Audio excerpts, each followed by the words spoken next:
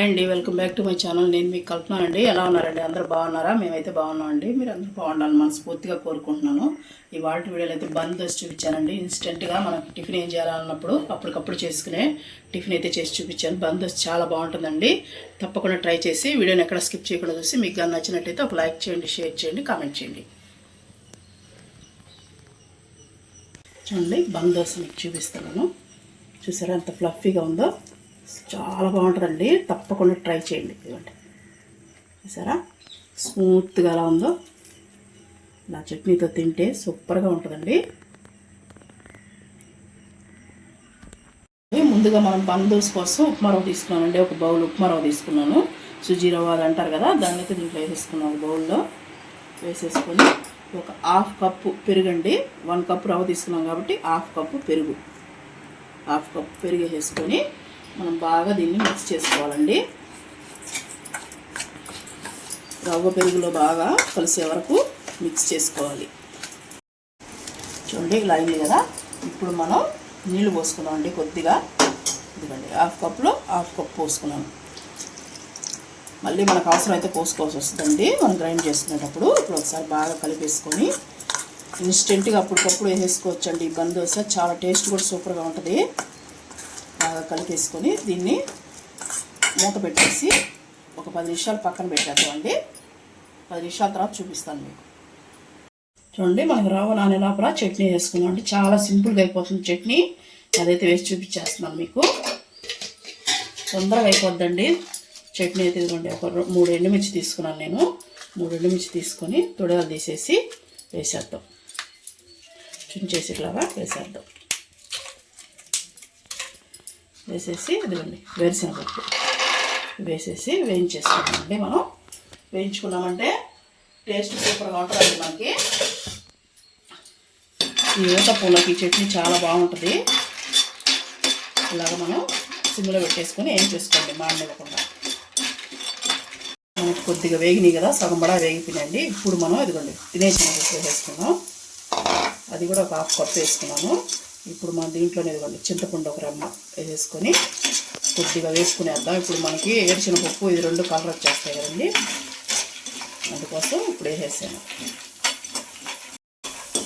చూడండి, మనకి వేగిపోయిందండి. ఇప్పుడు స్టవ్ ఆఫ్ చేసి ఒక ప్లేట్లో తీసేసుకున్నాం.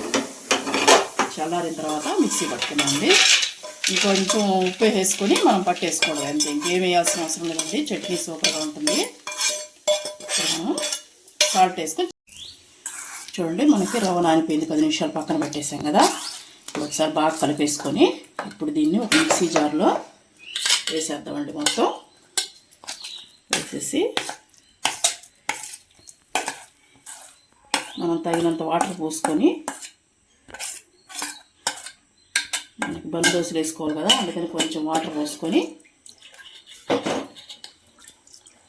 ఇలా తిప్పేసుకొని మొత్తం దీంట్లో పోసేసుకున్నాం. వేసుకొని ఇప్పుడు మిక్సీ పట్టేసుకున్నామండి. వీళ్ళంత మెత్తగా చూడండి, ఇలాగ మెత్తగా వేసేసుకున్నాం. ఇలా తీసుకున్నాం కదా, ఆ బౌల్లోనే వేసేసుకున్నాం. వీళ్ళంత మెత్తగా వేసేసుకొని ఇప్పుడు దీన్ని ఒకసారి బాగా కలుపుకుందామండి. చూడండి, ఇలా చూసారు కదా. ఇంతకన్నా ఇంక మనం నీళ్ళు పోయకూడదండి, సరిపోతుంది మనకి. ఇప్పుడు మనం దీంట్లో తగినంత సాల్ట్ వేసేసుకుందాం. మనకి సాల్ట్ ఎంత పడుతుందో అంత. కొద్దిగా సోడా ఉప్పు వేస్తున్నానండి నేను, ఎక్కువ అవసరం లేదు. వేసేసుకొని కొంచెం నీళ్ళు అంతే, దాన్ని తడిచేంత వరకు అంతే, ఎక్కువ అవసరం లేదు. ఇప్పుడు మనం బాగా కలిపేసుకున్నాం దీన్ని. మనం సోడా ఉప్పు సాల్ట్ బాగా కరిగేంత వరకు కలుపుకున్నాం. ఇప్పుడు దీంట్లోకి మసాలా వేయించేసుకుందాం అండి. పక్కన పెట్టేసుకొని మసాలా వేయించేసుకున్నాం. ప్యాన్ పెట్టేసుకున్నాం అండి. స్టవ్ అంటించుకొని ప్యాన్ పెట్టేసుకొని కొద్దిగా ఆయిల్ వేసుకున్నాం. కొంచెం ఆయిల్ వేసేసుకొని ఆయిల్ హీట్ అయిన తర్వాత మనం వేయించుకుందాం అండి మసాలా దాంట్లోకి. చూడండి, ఆయిల్ హీట్ అయింది. కొద్దిగా ఆవాలు జీలకర్ర వేసేసుకున్నాం.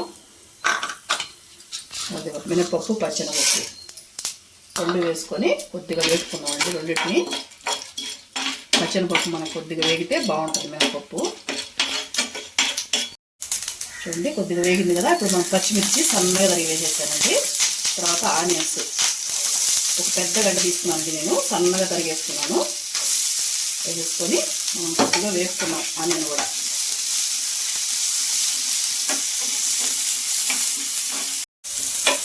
ఆనియన్స్ సగం వేగిందండి.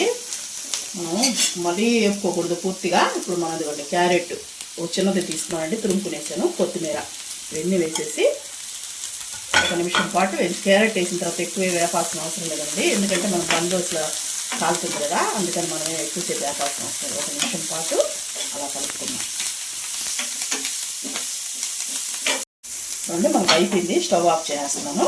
ఇప్పుడు మనం దీంట్లో వేసేసుకుందాం. మనం పిండి చేసి పెట్టుకున్నాం కదా, మిక్సీ బట్టి దాంట్లో వేసేసుకోవడమే. దీన్ని బాగా కలుపుకోవాలండి, పిండిలో బాగా కలిపేసుకోవాలి. మనకు రెడీ అయిందండి. ఊతప్పం అయితే వేసేసుకున్నాం. చూడండి, ఇలాంటి కడాయి చిన్నది ఒకటి పెట్టుకొని మన పోపు అంటారు కదా, పోపు వేసేదాన్ని పెట్టుకుంటే బాగా వస్తాయండి ఊతప్పం అనేది. అందుకని నేను దాన్ని పెట్టుకున్నాను. 1 స్పూన్ ఆయిల్ అయితే వేసేసుకున్నాము. ఆయిల్ కొద్దిగా హీట్ అవనిద్దాం. చూడండి, ఆయిల్ హీట్ అయింది. ఇది ఒకసారి బాగా కలిపేసుకొని మనం వేసుకున్నాం కదా, అవన్నీ తిరగమాత వేసుకొని ఇలా వేసేసుకొని ఒకటిన్నర గంటి అలా పోసేసుకొని మూత పెట్టేసేయండి. సిమ్లో పెట్టేసేయండి. సిమ్లో పెట్టేస్తే మనకి బాగా కాలుతుంది.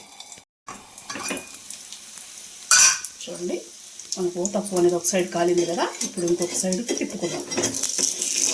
చిన్నగా అలా చేసుకుంటారు, రౌండ్గా చేసుకొని ఈజీగానే వచ్చేస్తుందండి. ఇప్పుడు మనం మూత పెట్టకూడదండి, ఎందుకంటే మూత పెట్టామంటే ఆ క్రిస్పీనెస్ పోద్ది. అందుకని ఇప్పుడు పెట్టాల్సిన అవసరం లేదు. అంటే మన రెండో సైడ్ కూడా వేగిపోయిందండి. మనం తీసేసుకుందాం దీన్ని. చూసారు కదా ఎలా వచ్చిందో, కలర్ చేసుకుందాం. ఇప్పుడు మళ్ళీ మనం ఇంకో దోశ వేసేసుకున్నామండి. సారీ, దోశ కదండి, ఊతప్పం. దోశలాగా వచ్చేస్తుంది నాకు. మళ్ళీ ఆయిల్ పెట్టేసాను. 1 స్పూన్ ఆయిల్ వేసుకున్నానండి. మళ్ళీ వేసుకొని మళ్ళీ ఒకసారి కలుపుకొని పిండి వేసేసుకొని మళ్ళీ మూత పెట్టేయడం. ఇదంతా సిమ్లోనే చేసుకోండి. చూడండి, మనం బందోస్ రెండో సైడ్ కూడా అన్నీ వేసేసుకున్నాం. కాలిపోయిందండి. ఇప్పుడు స్టవ్ ఆఫ్ చేసుకొని తీసేసుకున్నాం. మనం టిఫిన్ చేయాల్సిన టైం లేనప్పుడు అప్పటికప్పుడు ఏం చేయాలా అని ఆలోచించే లోపల చేసేసుకోవచ్చు అండి ఇన్స్టెంట్గా. చూడండి ఎలా ఉందో బందోస్ అన్నీ అయిపోయినాయండి. చూసారు కదా ఎలా వచ్చినాయో. చట్నీ కూడా చేశానండి, మిక్సీ పట్టేసాను నేను చట్నీ. దీనికి పోపేం అవసరం లేదండి, ఇలాగే తినేయవచ్చు. బందోస్ అయితే రెడీ అయిందండి. ఇవాళ వీడియో అయితే ఇదండి. మీకు నచ్చినట్టయితే లైక్ చేయండి.